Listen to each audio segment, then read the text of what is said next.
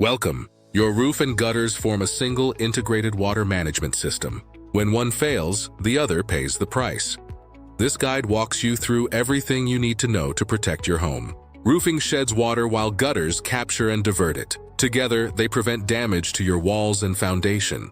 Watch for urgent signs like overflowing gutters, sagging fascia boards, or peeling paint beneath the eaves. Without functioning gutters, foundation damage and mold growth can occur within just a few seasons.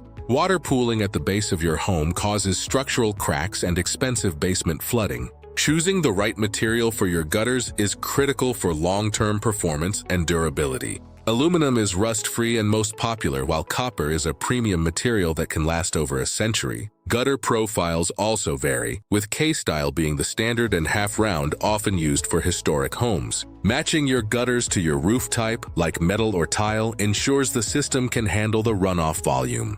Many professionals now recommend seamless gutters over traditional sectional systems.